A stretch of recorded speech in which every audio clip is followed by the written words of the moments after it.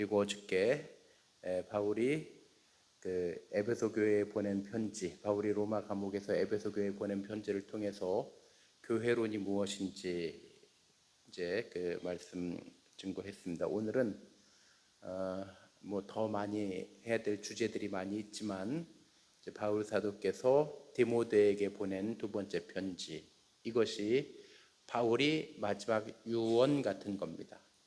바울 사도가 가장 마지막에 쓴 책 디모데 후서, 바울의 유언 디모데 후서, 바울이 죽기 전에 로마 감옥에서 쓴 책 디모데 후서죠.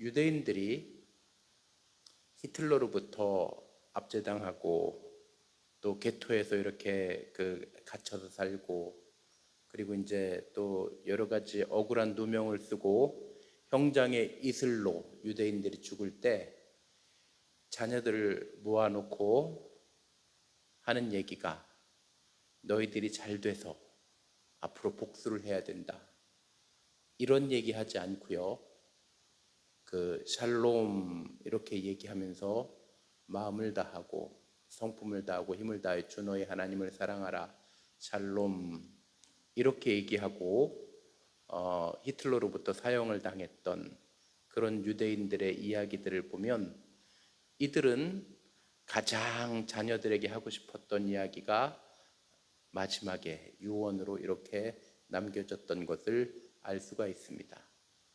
여러분들은 만약에 일생을 마치고 나서 자녀들에게 어떤 말로 유언을 하시겠습니까?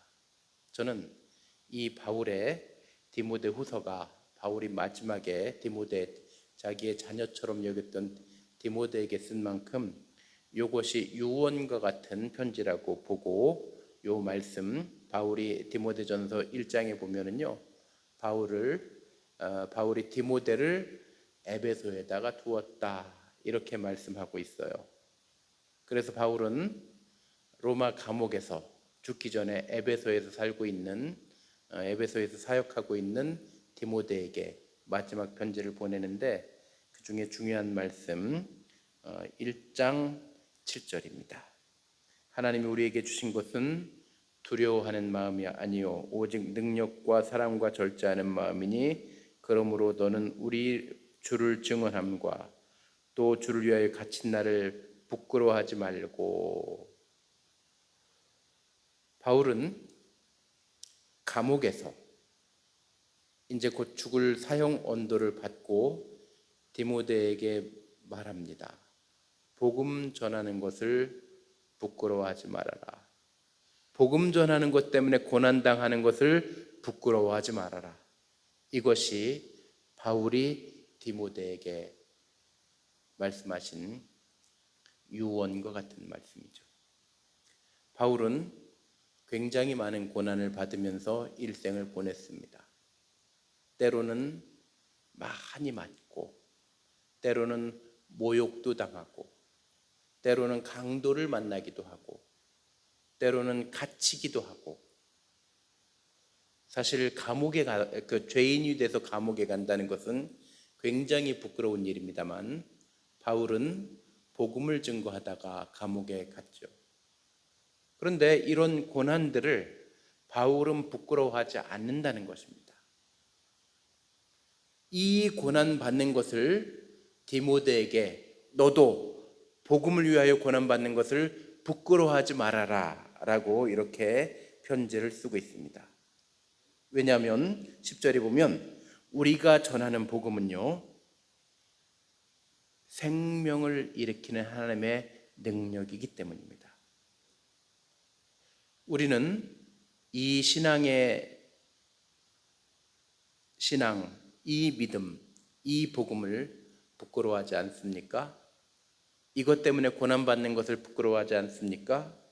사람들 앞에서 우리가 이 복음을 가지고 침묵하지 않습니까? 이 바울이 디모데에게 말씀하신 첫 번째 유언이 바로 복음을 위해 고난을 받는 것을 부끄러워하지 말아라. 두 번째로는 2장입니다. 바울은요, 비유를 통해서 말씀하고 있는데요.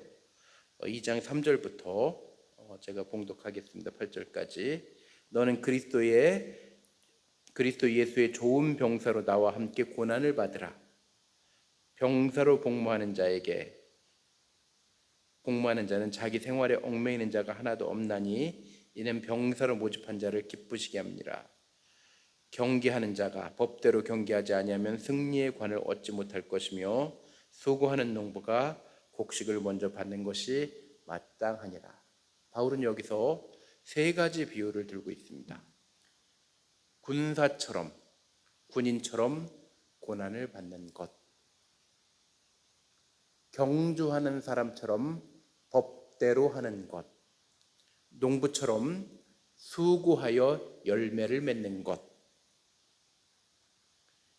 이렇게 수고할 것, 군사처럼, 경주하는 자처럼, 농부처럼 수고해야 되는 이유가 무엇입니까?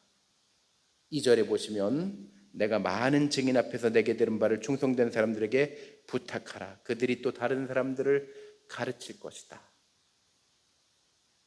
바울은요, 하나님의 말씀을 가르치는 것을 마치 군인이 고난받는 것처럼, 경주하는 사람이 법 안에서 열심히 달렸던 것처럼, 농부가 열매를 맺기 위하여 수고하는 것처럼 그 말씀을 가르쳤다는 거예요. 어떤 사람에게 가르쳤다는 거예요? 충성된 자에게 가르쳤다는 것입니다.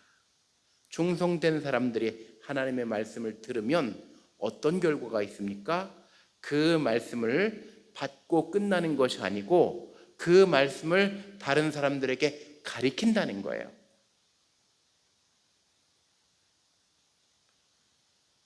바울은 이 장에서요, 왜 그래야 되는지를 말씀하고 있는데요. 11절이요.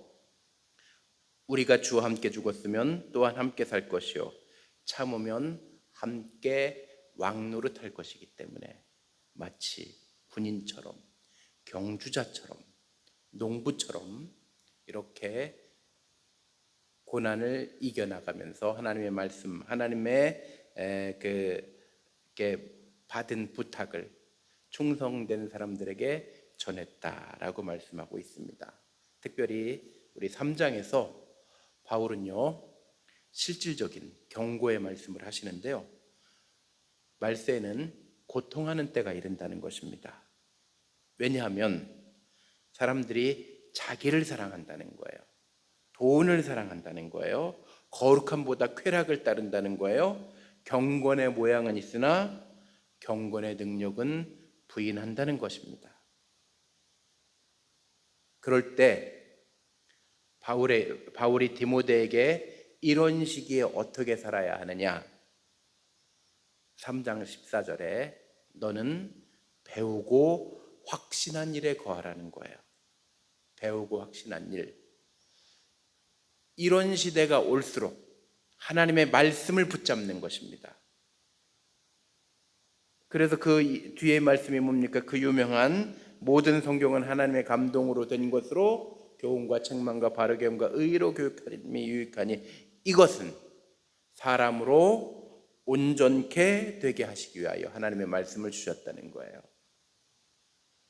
이 고통하는 시대에, 자기를 사랑하는 시대에, 돈을 사랑하는 시대에, 거룩함보다 쾌락을 따르는 시대에 경건의 모양은 있으나 경건의 능력은 부인하는 이 시대에 교훈이 되는 말씀, 책망이 되는 말씀, 바르게 하는 말씀, 의로 교육하는 말씀에 너가 먼저 서고 그 말씀을 통해서 이 시대에 가르치는 것이라는 것입니다.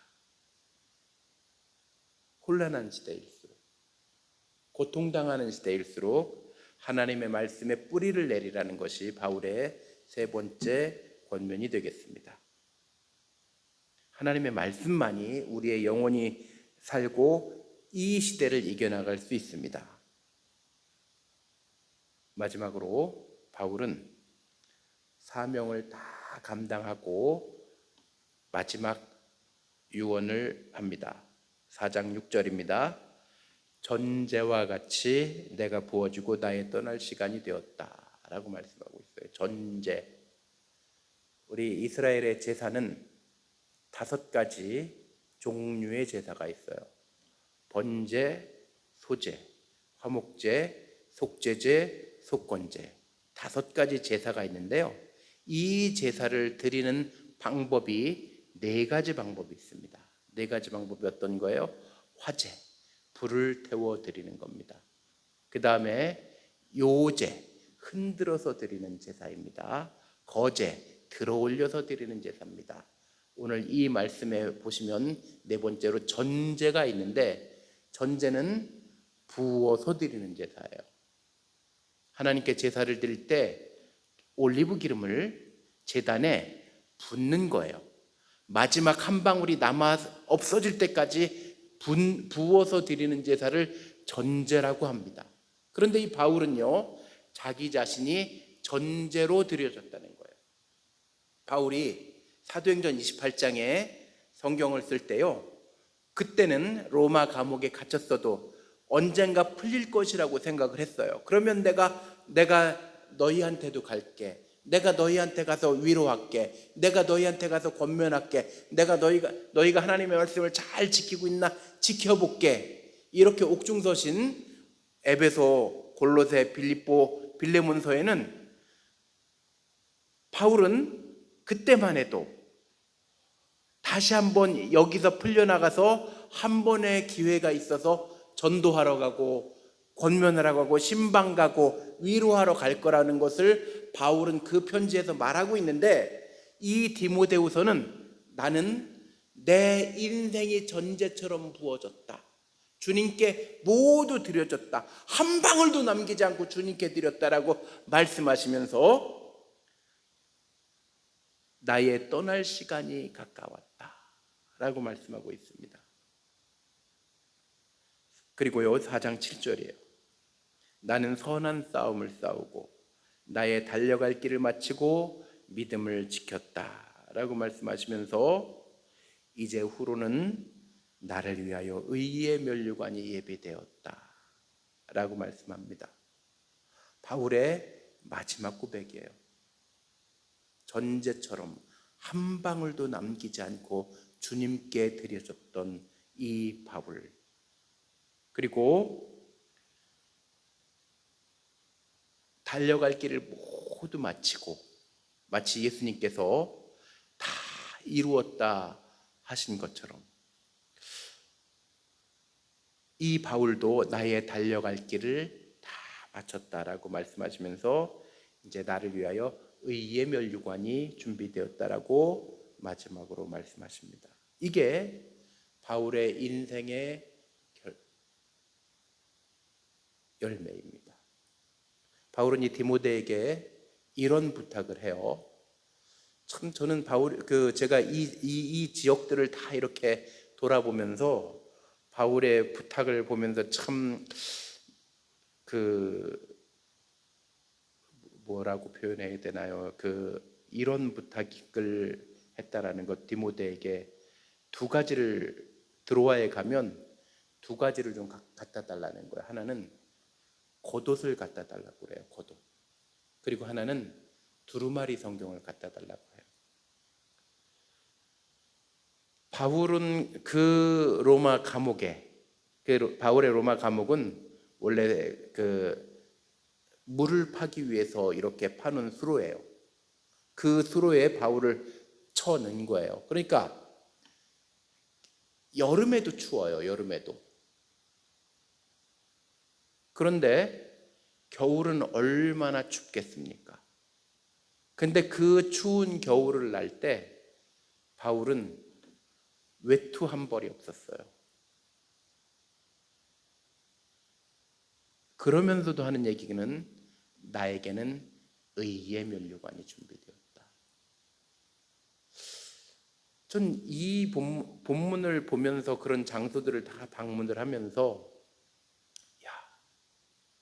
과연 이 의의 면류관을 겨울에 외투 한 벌 없이 빠져가면서 감옥에 갇혀가면서 그렇게 모욕을 당해가면서 이 의에 면류관 하나 남은 것을 디모데에게 이렇게 유언처럼 말씀하셨다는 것을 보면서 이 바울의 생애가 참 하나님께 영광을 돌린 진짜 전제처럼 드려졌구나라는 생각을 하게 됩니다. 바울은 지금도 우리에게 이렇게 말씀하고 있습니다. 내가 복음을 지켰노라. 내가 고난을 견뎠노라. 내가 말씀에 거했노라. 내가 믿음을 지켰노라. 이렇게 말씀하시면서 디모데에게도 너도 그렇게 살아라 라고 말씀하셨던 이 바울의 말씀이 오늘 우리도 이렇게 살기를 바울이 권면하고 있습니다. 우리는 이 시간에 주님, 제가 믿음을 지키겠습니다. 복음을 지키겠습니다. 고난을 견디고 말씀에 거하겠습니다 라고 결심하면서 자유롭게 주님께서 가르쳐 주신 기도로 마치고 자유롭게 기도하시다가 돌아가시면 되겠습니다. 하늘에 계신 우리 아버지, 아버지의 이름을 거룩하게 하시며 아버지의 나라가 오게 하시며 아버지의 뜻이 하늘에서와 같이 땅에서 이루어지게 하소서. 오늘 우리에게 일용할 양식을 주시고 우리가 우리에게 잘못한 사람을 용서하여 준 것 같이 우리의 죄를 용서하여 주시고 우리를 시험에 빠지지 않게 하시고 악에서 구하소서. 나라와 권능과 영광이 영원히 아버지의 것입니다. 아멘.